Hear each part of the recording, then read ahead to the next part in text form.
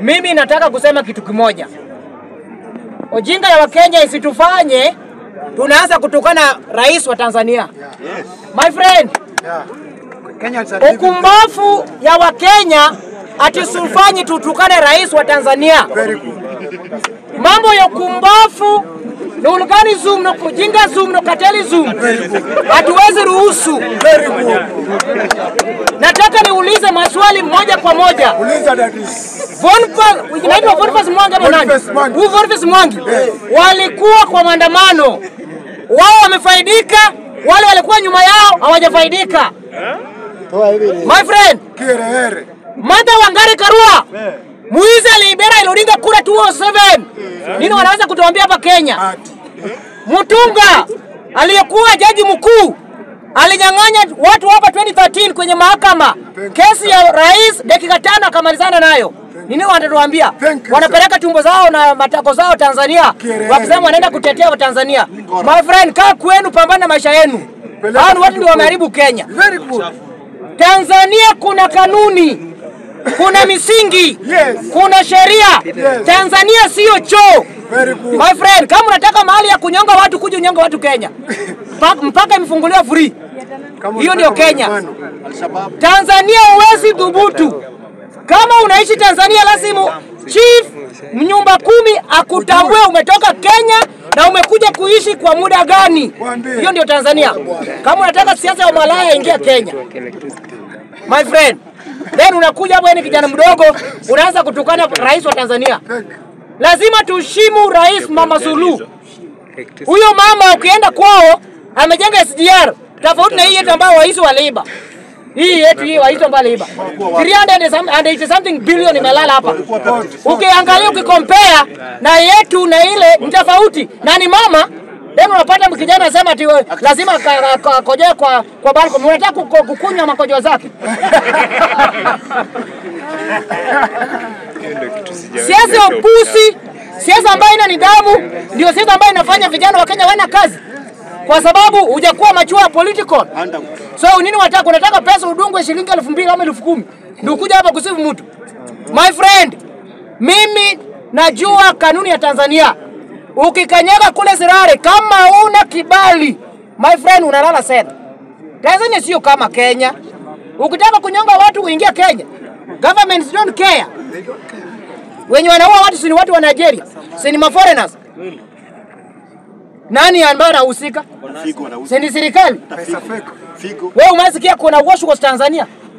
Kama Diamond alikuwa anashikwa Dealing Magufuli kwa sababu alikuwa ameimba wimbo mbaya ambaye inajulikana nyegese.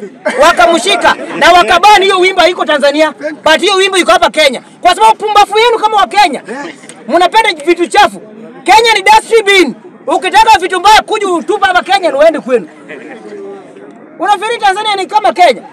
Then unasimama hapa unataja my friend, Tanzania kuna kitu kinajulikana kama ujamaa.